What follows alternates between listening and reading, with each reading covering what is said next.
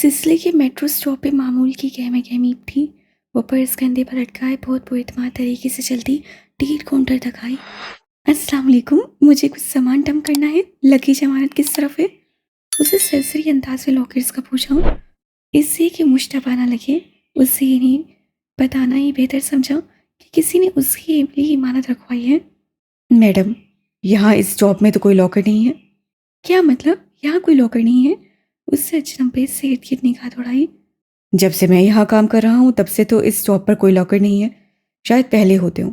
आपको पता है, 9/11 के बाद यूरोप के बहुत से रेलवे स्टेशन से लॉकर ख़त्म कर दिए गए थे।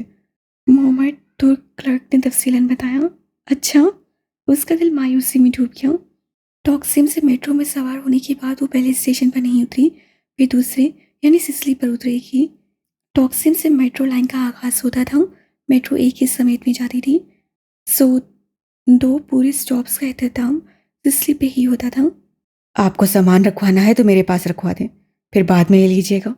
वो जाने लगी तो क्लर्क ने बहुत खलूस से पेशकश की। नहीं, खैर है, मैं उठा लूँगी। उससे शौरी तौर पे पर्स को ज़रा मजबूत पकड़ लिया। बस मुझे जाहिर से ज़रा सी शॉपिंग करनी है, मैं मैनेज कर लूँगी। उसकी आवाज़ में वहाँ से मायूसी थी। अच्छा, आप जवाहिर जा रही हैं तो फिर आप सामान वहीं रखवा दीजिएगा। बल्कि वो ज़रा सा रुका। जवाहिर में अमानत लॉकर्स होते हैं, वो एंट्रेंस के करीब ही बने हैं। वाकई? वो झटके से वापस पलटी थी। अमानत लॉकर्स जो चाबी से खुलते हैं? अरे मैम, वो ज़माने गए जब लॉकर्स 24 से खुला करते थे। सल्तनत तुर्की अब तरक्की कर चुका है। तो बूढ़े ने फखर से गर्दन उठाकर कहा। हमारे अमानत लॉकर्स बाहर कोर्ट से खुलते हैं। Of course. हया ने गहरी सांस ली और मुस्कुराई। अल्लाह तरक्की याफ्ता सल्तनत तुर्किया को सलामत रखे। बारकोड। उसे समझते हुए सर हिलाया। बिलाहिर उससे सारे ब्रेड क्रम्स मिलते जा रहे थे। सिसली के स्टॉप से एक ट्रैक एग्जिट थी जो जवाहिर मॉल में खुलती थी। वो मॉल में आई और तेजी से उन लॉकर्स की तरफ लपकी जो दखली हिस्से के करीब ही बने थे। एक दीवार पे फैले नारंगी लॉकर्स जैसे किचन कैबिनेट्स हों। सब पर एक एक नंबर लिखा था। उससे पर्स से चाबी और बारकोड स्लिप निकाली और पूरे इत्मीनान से चलती लॉकर्स के करीब आई। वहाँ खड़ा गार्ड बेख्तियार उससे देखने लगा। हया ने वहाँ लॉकर्स की मशीन का तरीका देखा। उससे पहले लॉकर नंबर टाइप करना था।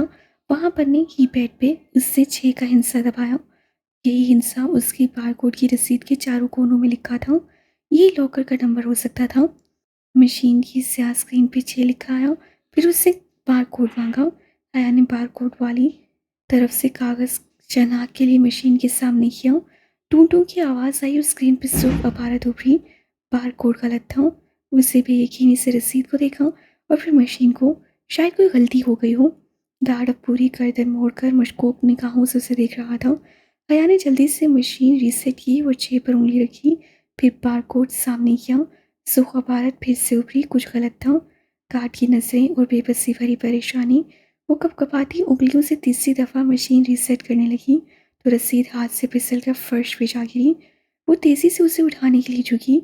रसीद का कागज़ उल्टा गिरा था। यूं के लफ्ज़ सर के बल उल्टे नजर आ रहे थे। चारों कोनों में लिखा 6 अब उल्टा होकर 9 लग रहा था। कागज़ उठाकर उससे गर्दन उठाकर देखा। 9 नंबर लॉकर ऊपर वाली गिटार में सबसे आखिरी था। कुछ सोचकर उससे मशीन की कीपैड पे 9 पर उंगली रखी। फिर बारकोड सामने किया। बीप की आवाज़ आई और सब्ज रंग की इबारत उभरी। 9 नंबर लॉकर खुल गया था। वो जल्दी से आगे बढ़ी और 9 नंबर लॉकर का दरवाज़ा खोला जैसे किचन कैबिनेट को खोलते हैं। अंदर एक चौकोर सी तिजोरी रखी थी जो पीछे कहीं से चिपकी थी। ये वो तिजोरी थी जिसकी धात की तहों में शीशे की तह होती है और अगर उसे गलत तरीके से खोलने की कोशिश की जाए तो अंदरूनी शीशा टूटकर तिजोरी को जाम कर देता है। उससे तिजोरी की होल में वो चाबी डालकर घुमाई। तिजोरी खुल गई। हया ने जल्दी से उसे खोला।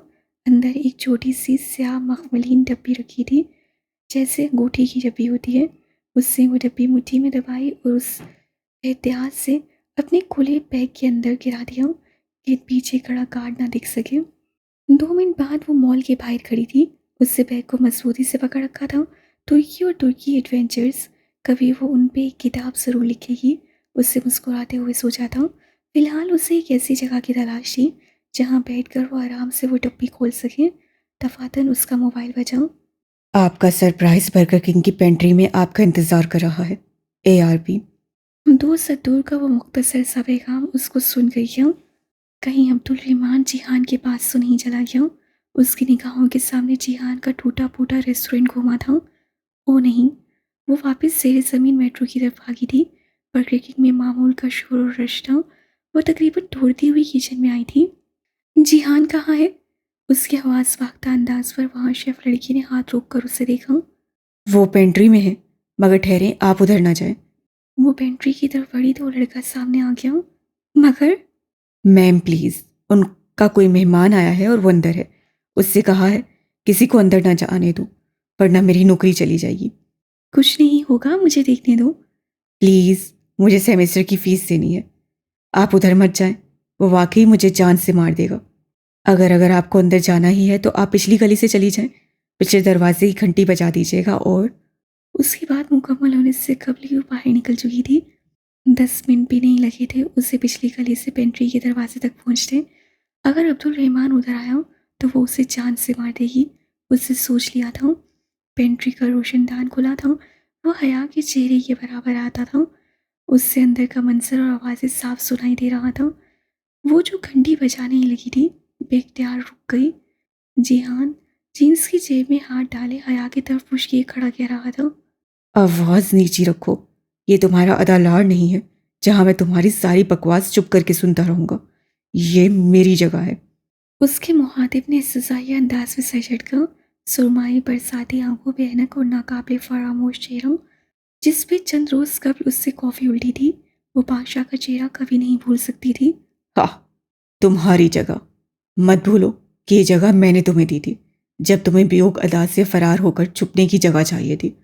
मगर तुम दुनिया के सबसे बड़े एहसान फरामोश हो जिहान। वो दीवार से लगी पत्थर का मुजस्मा बनी रहेगी। इस सकलाल स्ट्रीट का शोर गायब हो गया। मेरा भी अपने बारे में यही ख्याल है। वो जवाबन कमाल बेनियाजी से शाने उचकाकर बोला था। और मेरे काम के बारे में तुम्हारा क्या ख्याल है? क्या वो 48 घंटे में हो जाएगा? नहीं, जिहान ने उसी रखाई से बोला था। क्योंकि पहली बात तो ये है कि मैं तुम्हारे बाप का मुलाजिम नहीं हूं, और दूसरी ये कि तुम अपने लालच के हाथों बेसब्रे होने के बजाय थोड़ा इंतजार करो तो बेहतर होगा। लालच? बादशाह ने बेयकीनी से दोहराया। मेरा सब कुछ दांव पे लगा है। तुम कहते हो कि मैं लालची हूं? जिहान ने लापरवाही से शाने उचकाए। तुम्हारे अपने जुराइम की सजा है, मेरा क्या कसूर? और तुम्हें तुम्हारे जुराइम की सजा कब मिलेगी जिहान सिकंदर? वो लब भींचे इतनी सख्ती से बोल रहा था कि जबड़े की रगें तन गई थी। याद रखना, जिस दिन मैंने जुबान खोली उस दिन तुम सीधे फांसी चढ़ोगे। जिहान बेख्तियार हंस पड़ा। और तुम्हें लगता है मैं फांसी चढ़कर तुम्हें अदालार में ऐश करने के लिए छोड़ जाऊंगा? ऐसी फेरी टेल तुम ही घड़ सकते हो पाशा बे। बे तुर्क में साहब या मिस्टर के लिए इस्तेमाल होता था। पाशा बहुत तासुस से दिख रहा था। तुम एक दफ़ा पहले भी मुझे धोखा दे चुके हो। मैं इस दफ़ा तुम्हारे एतबार नहीं करूंगा। तो ना करो। उससे बेनियाजी से कंधों को जंबिश थी। जहन्नुम में जाओ मेरी तरफ से। पाशा चंद लम्हे बहुत सब किए उसे देखता रहा। फिर कुछ कहने के लिए लब खोले ही थे कि निगाह रोशनदान से झांकते चेहरे पे पड़ी। सियाल आबादे में से सिर्फ उसकी बड़ी बड़ी आंखें नजर आ रही थीं जिनमें सारे जमाने की भी एक ही नहीं थी। वो धीरे से मुस्कुराया। तुम्हारी बीवी बाहर खड़ी है जिहान, उसे अंदर नहीं बुलाओगे? वो जो चेहरे पर ढेरों बेनियाजी लिए खड़ा था करंट खाकर पलटा। हया उसी तरह साकित सी रोशनदान के पार खड़ी थी। क्या? जिहान ने बेयकीनी से दोहराया। उसे शायद लग रहा था कि उससे गलत सुना है। पाशा सिरे लब मुस्कुराया। तुम्हारी बीवी सुभाजी यूनिवर्सिटी की एक्सचेंज स्टूडेंट। डोम नंबर भी बता दूं? हैरान मत हो जिहान, तुमने पाशा को अंडर एस्टिमेट किया है। मैं तुम्हारी बीवी को अच्छी तरह जानता हूँ, बल्कि कुछ दिन पहले ही हमारी मुलाकात हुई है। क्यों मादाम, मैं ठीक कह रहा हूँ ना? उससे आगे बढ़कर पेंट्री का दरवाज़ा खोला और उसे जैसे अंदर आने का रास्ता दिया। मुलाकात? जिहान के चेहरे का रंग उड़ चुका था। उसे शश निगाहों से हया को देखा। वो उतनी ही बेयकीनी से उसे देख रही थी। बेयकीनी, बेइतबार, फरेब, झूठ। हया, ये तुम इसको जानती हो? तो मुदखिर सा था जैसे उसे यकीन ही ना आया। वो उस सबसे बेखबर था। ये सच कह रहा है? उससे बामुश्किल अस्बात में गर्दनें लाई और उन्हीं बेतबार निगाहों से पलक झपक के बिना जिहान को देख रही थी। वो कौन था वो नहीं जानती थी। अब बताओ जिहान, मेरा काम 48 घंटों में हो जाएगा या नहीं? वो मुस्कुरा कर पूछ रहा था। जिहान ने उसे देखा, फिर उसकी पेशानी की रगी तन गई। वो आगे बढ़ा और अपने साथी को किरपान से पकड़ लिया। मेरी बात कान खोल कर सुन लो। मैं तुम्हारा काम कर दूंगा 48 घंटों से पहले। लेकिन अगर तुमने मेरी बीवी को आंख उठाकर भी देखा तो इस्तांबुल के कुत्तों को खाने के लिए तुम्हारी लाश भी नहीं आ मिलेगी। एक झटके से उससे पाशा का किरपान छोड़ा। उसकी आंखों में वो खून उतरा था। क्या यहाँ 2 कदम पीछे हटी। उससे वाज़ह तौर पर महसूस किया कि पाशा की मुस्कुराहट सिमट गई थी। मुझे तुम्हारी बीवी से कोई मसला नहीं है। ना मैंने पहले उसे कुछ कहा, ना अब कहूंगा। मुझे सिर्फ अपने काम से गर्ज है। हो जाएगा। Now get lost. वो बहुत जब्त से बोला था। पाशा ने अपनी बरसाती का कॉलर ठीक किया और फिर बिना किसी को देखे बाहर निकल गया। हया अभी तक बगैर पलक झपके जिहान को देखते दरवाजे में खड़ी थी। तुम इसे कैसे जानती हो? मैं समझ नहीं पा रहा। उससे करीब आया तो वो बेख्तियार 2 कदम मजीद पीछे हटी। वो रुक गया। मैं नहीं जानता तुमने क्या सुना, मगर तुमने अधूरी बातें सुनी हैं। मेरा इस आदमी से कोई ताल्लुक नहीं है हया। तुम्हें मुझ पर एतबार है ना? मेरी बात सुनो। वो बेबसी से कुछ कहना चाह रहा था, मगर अब बहुत देर हो चुकी थी। उससे अब जिहान सिकंदर की किसी बात का एतबार नहीं रहा था। वो एकदम मुड़ी और स्क्वायर की जानिब वापस भागी। वो उसे पुकार रहा था, परेशानी से, बेबसी से, मगर वो कुछ भी सुने बगैर छोड़ दी जा रही थी। मेरी लैंडलेडी ने खूब हंगामा किया। मैं आजकल उससे छुपता फिर रहा हूं। यहाँ कोई अब्दुल रहमान पाशा नहीं है। यूं ही किसी ने अपने बारे में अफवाहें फैलाई होंगी। झूठ, झूठ था, सब फ्रेब था। आंसू उसकी आंखों से गिरते हिजाब को भिगो रहे थे। एक लम्हा, बस एक लम्हा लगता है एतबार टूटने में और सब खत्म हो जाता है। वो उससे मुसलसल फ़ोन कर रहा था, मगर वो नहीं सुन रही थी। सुबह जी वापस पहुंचने तक वो फैसला कर चुकी थी। उसे मालूम था कि उसे जिहान की बात सुन लेनी चाहिए। एक दफ़ा उसे वजाहत देने का मौका देना चाहिए, मगर वो खौफ पेटबारी के दुख से बड़ा था जो उसे अपनी लपेट में ले चुका था। पाशा ने उसे मोहरे के तौर पे इस्तेमाल किया, एक ब्लैकमेलिंग हथियार के तौर पे। ये सब जुर्म की दुनिया के साथ ही थे, क्रिमिनल्स। उससे उनके दरमियान नहीं रहना था। अब उसने फैसला कर लिया था। पहली दफ़ा उसे संबूल से बहुत डर लगा था। उसे जल्द अज जल्द वापस पाकिस्तान पहुंचना था। उसका घर दुनिया में उनकी वाहिद महफूज पनाहगाह था। हाले उससे पूछ रही थी, मगर वो कुछ भी बताए बगैर मुसलसल बेआवाज़ रोती सामान पैक कर रही थी। न बयू का था, न लंदन। उसे अपना आखिरी महीना पाकिस्तान में गुजारना था। फिर जुलाई में 2 दिन के लिए वो आकर क्लियरेंस करवा लेगी। फ्लाइट रात को मिली और तब तक हर मरहले पे हाले ने उसकी बहुत मदद की। सुभांजी को वो ऐसे छोड़ेगी उसने कभी नहीं सोचा था। सब कुछ अधूरा रह गया था। वो लड़का भी कभी नहीं मिला जो टीचर के गुड मॉर्निंग का जवाब दिया करता था। अधूरी यादें, पूरे दुख। उसने अब्बा को मुख्तसर सा बताकर फ़ोन ऑफ कर दिया था। वो वाकई बहुत ज़्यादा डर गई थी। उसे बस जल्द अज जल्द वहाँ से निकलना था। एयरपोर्ट पे भी वो बहुत परेशान और चिड़चिड़ी सी हो रही थी। जब ऑफिसर ने उसे लैपटॉप हैंड कैरी में रखने को कहा तो वो अड़ गई। मुझे इतना भारी हैंड कैरी नहीं उठाना, बस। ये उसका डीजे को आखिरी खराज था। जब फ्लाइट ने इस्तांबुल से टेक ऑफ कर लिया और मरमरा उनके कदमों तले आ गया तो उसके दिल को ज़रा सुकून मिला। बिलाखिर वो अपने घर वापस जा रही थी। बस बहुत हुआ एडवेंचर, बहुत हो गए पजल्स पसंद। वो चौंकी और फिर जल्दी से पर्स खोला। मखमलीन स्याह डब्बी अंदर महफूज पड़ी थी। वो सारा दिन इतनी परेशान रही कि उससे भूल ही गई जाने उसमें क्या था। धड़कते दिल के साथ उसने एक हाथ में डब्बी पकड़कर दूसरे हाथ से उसका ढक्कन खोला। अंदर स्याह मखमल पे एक छोटी सी फ्लैश ड्राइव रखी थी। उससे फ्लैश ड्राइव उठाकर खोली। ड्राइव का सिल्वर यूएसबी चमक रहा था। आया ने ढक्कन बंद किया और झंबे से उसे उलट पुलट कर देखा। उंगली की 2 पोरों बराबर नन्ही सी ड्राइव का कवर स्याह था। वहाँ कहीं कुछ नहीं लिखा था। इसमें क्या हो सकता है भला? तस्वीर, डॉक्यूमेंट्स, किताबें। वो नहीं जानती थी कि उसकी मेमोरी कितनी है, क्योंकि उसके ऊपर लिखा नहीं था। मगर ये तो वाज़िह था, इसमें दुनिया जहाँ की चीज़ें समा सकती थी। अंदर जो भी था वो तभी खुलता जब वो उसे कंप्यूटर से जोड़ती। और कंप्यूटर, ओह! डीजे को हराश देते हुए वो लैपटॉप अपने पास नहीं रख सकी थी। अब उसमें जो भी था वो उसे घर पहुंचकर ही देख सकती थी। उससे फ्लैश ड्राइव वापस जपिया में डाली। वह एहतियात से पर्स के अंदरूनी खाने में रख दी। ये कीमती चीज़ थी और उसे इसकी हिफाजत करनी थी। हया ने सर सीट की पुष्ट टिका दिया और जल्दी आंखें मूंदनी। सुबह के वाक़यात और इस हंगामा है इस फैसले और तैयारी ने उसे थका दिया था। बुखार, सर दर्द और थकान, उन सब की तकलीफ़ उस तकलीफ़ से कहीं छोटी थी जो आज जिहान ने उसे दी थी। वो कुछ भी याद नहीं करना चाहती थी, मगर तमाम वाक़यात उमड़-उमड़ कर आँखों के सामने चलते नज़र आ रहे थे।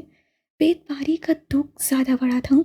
यहूद को जिहान के लिए ब्लैकमेलिंग का हथियार बनाए जाने का खौफ। वो वैसा नहीं कर सकी। अलबत्ता एक बात तय थी, अगर इन पिछले 5 माह में उसने कुछ फैसले सही किए थे, तो पाकिस्तान वापस जाने का फ़ैसला उनमें से एक था। अपने घर, बाप और घर के तहफ़्फ़ुज़ से बढ़कर कुछ नहीं होता। उसे तुर्की अब भी पसंद था, मगर तुर्की के कुछ लोगों से अब उसे खौफ आने लगा था। बस बहुत हो गए एडवेंचर्स। उससे हार मान ली। वो जिहान को कुछ कहने का मौका दिए बगैर चली आई थी, मगर वो जानती थी कि सही यही था। उसको संभलने और सोचने के लिए वक्त चाहिए था। जिहान के लिए भी शायद ये दुरुस्त था। अब कम से कम पाशा उसे हया की वजह से ब्लैकमेल नहीं कर सकेगा। जिहान सिकंदर से शदीद नाराज़गी के बावजूद लाशौरी तौर पर उससे उसका अच्छा ही सोचा था। वजह के करीब वो इस्लामाबाद पहुंची। अबा को आने से मना कर दिया था, सो उसकी ताकीद के मुताबिक उन्होंने ड्राइवर भेज दिया था। सर दर्द, बुखार और भोजल दिल, वो गोली लेकर सोई तो जोहर के करीब उठी। इतना बड़ा सरप्राइज! उसे हाथों से बाल लपेटते हुए लाउंज में आते देखकर फातिमा ने मुस्कुराकर कहा। सुबह वो सो रही थी और उनकी मुलाकात अब हो रही थी। अम्मा! वो आगे बढ़कर उनके गले लग गई। घर, तहफ़्फ़ुज़, अमान, उसके आंसू उमड़-उमड़ कर आ रहे थे। सबीन परेशान हो रही थी कि इतनी जल्दी हया क्यों चली गई।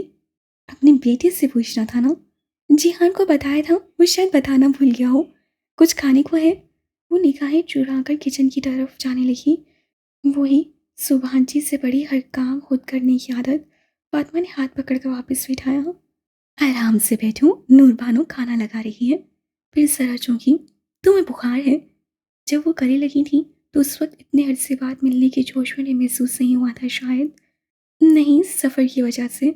उसे धीरे से हाथ छुड़वाया। पिछली दफ़ा जब वो पाकिस्तान आई थी तब भी उसे बुखार था। तब उसने इस क्लास सीट में डीजे को खोया था। अब भी उसे बुखार था और इस दफ़ा शायद उससे जिहान को खोया था। उसी जगह, इस क्लास सीट में, आज़ादी की गली, जिससे वो कभी अपनी ज़िंदगी आज़ाद नहीं कर सकती थी। शाम में जब वो असर पढ़कर चाय नमाज सह कर रही थी तो लॉन्च की चौखट पर ताया फुरकान ने होले से दस्तक दी। वो चौंक कर मुड़ी फिर मुस्कुरा दी। ताया अब्बा! वो आगे बढ़कर उनसे मिली। अरे, ये तुर्की वाले कहाँ से आ गए?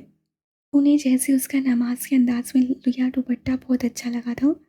बस एग्जाम्स खत्म हो गए थे, आखिरी महीना तुर्की घूमने के लिए था। मैंने सोचा इसमें पाकिस्तान आ जाती हूँ, फिर जुलाई में क्लियरेंस करवाने चली जाऊँगी। उससे वसात से वजाहत दी, जॉब बहुत सी जगहों पर देनी थी। ये तो बहुत अच्छा किया। अब्बा किधर हैं तुम्हारे? कुछ काम था। पता नहीं, ऑफिस में होंगे, घर पे तो नहीं है। अच्छा, मैं कॉल कर लेता हूँ। वो कहकर मुड़ने लगी तो वो जायनमाज रखकर उनके साथ ही चली आई ताकि सबसे मिल ले। सायमा ताई अपने मखसूस मुस्कुराते अंदाज से मिली। इरम कमरे में थी, उसे देखकर जरा हैरान हुई। है, अच्छा किया, अब कम से कम तुम मेरी मंगनी तो अटेंड कर ही लोगी। तल्ख मुस्कुराहट के साथ वो बोली, मगर उससे खुशगवार से हैरत हुई। तुम्हारी मंगनी कब? 1 डेढ़ महीने तक है। उनके कुछ रिश्तेदार बाहर से आए हुए हैं, उनकी रवानगी से पहले पहले ये फंक्शन होगा। इरम बहुत नाहोश लग रही थी। वो ज़्यादा देर उसके पास नहीं बैठ सकी और बाहर आ गई। सोनिया किचन में थी, उससे अपनी फितरी खुशी फैलाक अंदाज से मिली। बैठने का कहा, मगर वो बैठना नहीं चाहती थी। पाकिस्तान और ख़ानदान वाले, वही पुरानी जिंदगी लौट आई थी। तुर्की और तुर्की के 4 माह किसी सतरंगी बुलबुले की तरह हवा में तख्लील हो गए थे। स्टडी रूम की खिड़की के सामने खड़ा वो नीचे नजर आती गली को देख रहा था। पथरीली सड़क पे बग्गी स्याहों को ले जा रही थी। अतालार की सबसे शाहाना सवारी, मगर उसे कुछ भी अच्छा नहीं लग रहा था। खुले दरवाजे से आयशे उसे अंदर लाई। उसके हाथ में पिर्च प्याली थी। हल्की सी आवाज़ के साथ उसने स्टडी टेबल पे प्याली रखी। अब्दुल रहमान, तुम्हारी कॉफ़ी। अब्दुल रहमान ने ज़रा सी गर्दन मोड़कर उसे देखा। आयशे उसे ही देख रही थी। रोई रोई सब्ज आंखें उसके देखने पर उससे नसें झुका दी। इसका मतलब था आने उसे मुतल्ला कर चुकी थी और वो दुखी थी। मैं उम्मीद करता हूँ तुम मेरे साथ ताउन करोगी। वो अपने हंसी खुश्क अंदाज में कहते हुए खिड़की से बाहर देख रहा था। आने को अपना बेटा वापस मिल रहा है, इससे ज़्यादा बड़ी खुशी उनको कभी नहीं मिल सकती। तुम उन माँ बेटे के फैसले में उनका साथ ना देकर उनकी खुशी ख़त्म कर दोगी, मगर मैं जानता हूँ तुम ऐसा नहीं करोगी। आयशा ने भीगी पलकें उठाकर उसे देखा। मैं जानती हूँ कि मुझे और बाहरी को वहीं रहना है जहाँ आने को रहना है। अगर वो अदा लाड़ नहीं आ सकता और ये ज़रूरी है कि हम सब यहाँ से चले जाएं, तो मैं रुकावट नहीं बनूंगी। मैंने पैकिंग शुरू कर दी है। वो लम्हे भर गुरु की। क्या वाकई सब ऐसा ही होगा जैसा तुम कह रहे हो? क्या वाकई बाहर जाकर वो हमारे साथ ही रहेगा? हाँ, और तुम जानती हो मैं तुम्हें धोखा नहीं दे सकता। वो अब भी खिड़की से बाहर ही देख रहा था। ठीक है, मैं बाहरी को समझा दूंगी। वो कोई मस्सा नहीं करेगी। हम उतनी ही खामोशी से तुर्की से चले जाएंगे जितनी खामोशी से तुम चाहते हो। श्योर, क्या अब तुम मुझे अकेला छोड़ सकती हो? शेर सर हिलाकर पलट गई। अब्दुल रहमान ने गर्दन मोड़कर उसे जाते देखा और फिर देखता रहा, यहाँ तक कि वो कॉरिडोर के सिरे के आगे गायब हो गई। फिर उससे गहरी सांस ली और बोला, बहारे गुल, क्या तुम मेज़ के नीचे से निकलना पसंद करोगी? उस स्टडी टेबल तले बैठी कान लगाकर बातें सुनती। बाहरी गुल ने बेख्तियार जुबान दांतों तले दबाई थी। अल्लाह अल्लाह, वो हर बार क्यों पलटी जाती थी? जब वो दोनों बातें कर रहे थे तब वो खामोशी से दबे कदम आई थी और मेज़ तले झुक गई थी। ज़मीन तक लटकते मेज़ बोझ ने चारों अतराफ से उसे ढांप दिया था, मगर अब्दुल रहमान फिर भी जान गया था। बहारे गुल। वो ज़रा सख्ती से बोला तो वो रेंगती हुई बाहर निकली। उससे अपनी तरफ देखते पाकर वो मासूमियत से मुस्कुराते हुए कपड़े झाड़ती उठी। क्या कर रही थी तुम? वो शर्मिंदा सी मुस्कुराहट के साथ हाथ बांधे खामोशी से उसके सामने आ खड़ी हुई। कुछ बोलोगी नहीं? बहारी ने नफ़ी में सर हिलाया। क्यों? क्योंकि बहारी गुल चुप ज़्यादा अच्छी लगती है। अब्दुल रहमान सर झटक कर वापस खिड़की की तरफ मुड़ गया और बाहर देखने लगा। वो जैसे कुछ सोच रहा था या शायद परेशान था। मैं इधर बैठ जाऊँ? बहारी ने स्टडी टेबल की रिवॉल्विंग चेयर जिसके साथ ही अब्दुल रहमान खड़ा था की तरफ इशारा किया। उससे धीरे से गर्दन स्वाद में हिलाई। वो बड़ी सी कुर्सी पे बैठ गई और मेज़ की सतह पे अपने दोनों हाथ रखे। जब हया इधर थी तो यहीं बैठकर अपने पजल बॉक्स पर गौर करती थी। वो चौंका। वो चली गई है। बाहर ने सर उठाकर उसे देखा।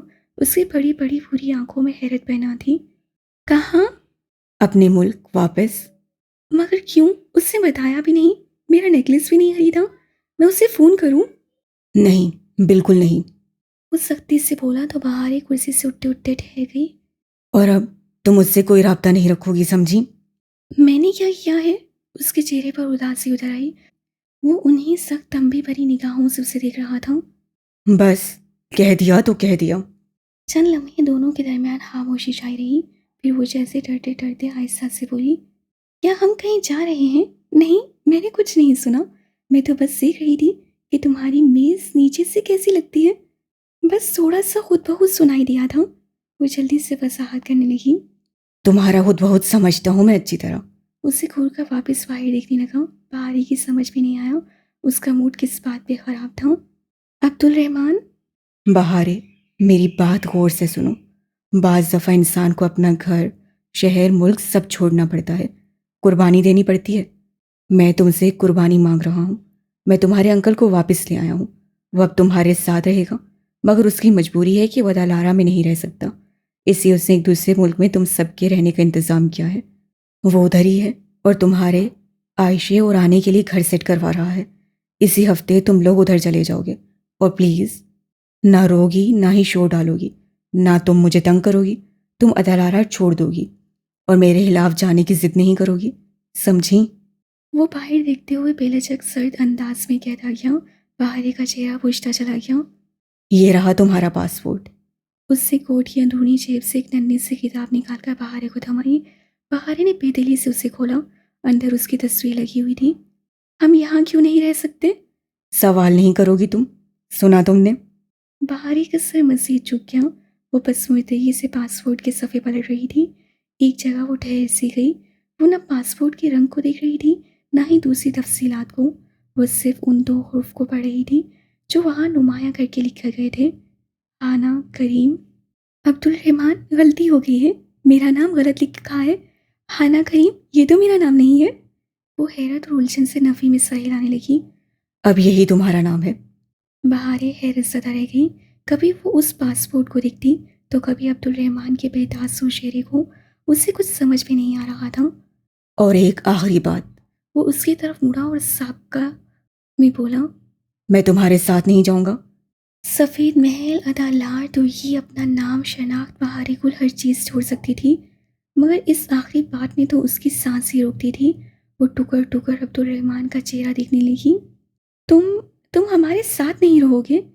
नहीं, और तुम कोई रोना नहीं डालोगी। मगर तुम हमें ऐसे नहीं छोड़ सकते। तुम्हें तुम्हें मेरी ज़रूरत है। उसकी आंखें भीग गईं।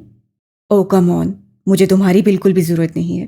वह भरमीर से कहते हुए मुड़ा और बाहर निकल गया। पहाड़ी को अपने अंदर से एक आवाज़ आई थी, जैसे मरमरा के पानी में पत्थर फेंकने की होती है, जैसे दिल टूटने की होती है। आंसू लड़ियों की सूरत उसके रुखसारों पर गिरने लगे। अब्दुल रहमान को उसकी ज़रूरत थी, तभी तो उससे वादा लिया था कि अगर वो मर गया तो बहारे उससे जनाजा देगी और उसका साथ कभी नहीं छोड़ेगी, चाहे पूरा तुर्की उसे छोड़ दे। बहारे कुल उससे कभी नहीं छोड़ेगी।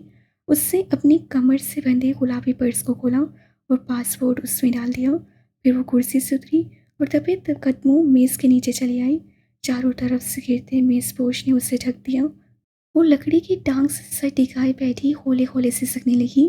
वो सब कुछ छोड़ सकती थी, मगर अब्दुल रहमान को नहीं। मगर अब क्यों? आंसू उसकी गर्दन से फिसलते हुए फ्रॉक के कॉलर में जज्ब हो रहे थे। उसने देखना चाहा कि मेज़ नीचे से कैसी लगती है, मगर वो उसे धुंधली ही दिखाई दी, भीगी, आंसू से लदी। अब्दुल रहमान ने बाहर निकलते हुए जब आखिरी दफ़ा गर्दन मुड़कर देखा तो बहारे उसे कुर्सी पर सुन सी बैठी बेआवाज़ रोती दिखाई दी थी। वो उससे ज़्यादा नहीं देख सकता था, तो तेज़ी से बाहर आ गया। पिछले बगीचे में वो आयशे की वर्क टेबल की कुर्सी खींच कर बैठा और यूं ही आसमान को देखने लगा। उसका अपना दिल भी बहुत दुखी था। उन दोनों बहनों को उसकी वजह से इतनी तकलीफ़ उठानी पड़ेगी, उससे कभी ये नहीं चाहा था, मगर वो जानता था कि वही इस सब का जिम्मेदार है। उसकी और उसके कामों की वजह से ये सब हुआ था, मगर फिर भी वो बेकसूर था। बहारे से सख्ती और सर्द महरी से बात करके अपनी तहीं उससे उनकी रवानगी आसान बनाने की कोशिश की थी। शायद यूं करने से बहारे उससे मोहब्बत करना छोड़ दे और फिर जल्द उससे भूल जाए। ये सब आसान नहीं होगा, मगर आयशे संभाल लेगी उसे। और अपने कमरे की खिड़की से उसे बगीचे में बैठे देखकर आयशे ने बेख्तियार सोचा था कि बहारे को तो वो संभाल लेगी, मगर खुद को कैसे संभालेगी। चंद माह कबल उसकी और अब्दुल रहमान की शदीद लड़ाई के बाद उससे इल्म हो गया था कि चल बदीर वो अब्दुल रहमान से अलग हो जाएगी। वो उनका कभी नहीं था, वो उनके लिए बना ही नहीं था। वो एक गैर फितरी ज़िंदगी गुजार रहे थे, मगर अब वो फितरी तरीके पे वापस आ जाएंगे। दादी, चाचा, छोटी बहन, आयशे की 3 साथी फैमिली मेंबर्स, असल ज़िंदगी, हकीकी घर, मुकम्मल फैमिली। उसने उंगली की नोक से आंखों का भीगा गोशा साफ किया और अलमारी की तरफ बढ़ गई। आने सुबह से तैयारी में लगी थी। वो बहुत खुश थी, सो उससे भी तैयारी मुकम्मल कर लेनी चाहिए। रही मोहब्बत, तो वो अच्छी लड़कियों को भी हो ही जाती है, लेकिन जब उन्हें ये पता चल जाए कि वो मोहब्बत उन्हें नहीं मिल सकती तो वो खामोश रहती हैं। अच्छी लड़कियां खामोशी अच्छी लगती हैं। दुखी दिल के साथ उससे दराज से अपनी कीमती चीज़ें निकालनी शुरू की। वो ये सब एक ज्वेलरी बॉक्स में डाल रही थी। सबसे ऊपर उससे अपनी उंगली से अंगूठी उतार कर रखी। ये उसे अब्दुल रहमान ने उसकी सालगिरह पर तोहफे में दी थी। उससे कभी नहीं उतारती थी। जवाब में उससे अब्दुल रहमान की सालगिरह पर उसने उसको क्या दिया था। उससे अपने ज्वेलरी बॉक्स से सबसे आखिरी छोटी सी दराज खोली। वो खाली थी। कभी उसमें वो शय होती थी जो उससे अब्दुल रहमान को दी थी, मगर उस बेरहम आदमी ने उसके तोहफे के साथ क्या किया।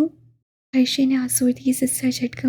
जिंदगी में सबसे ज़्यादा खौफ उसे इसी बात से आता था कि कहीं वो जानता तो नहीं कि वो क्या सोचती है, मगर नहीं, वो कभी नहीं जान सकता था। उससे खुद को तसल्ली दी, वो गलत थी।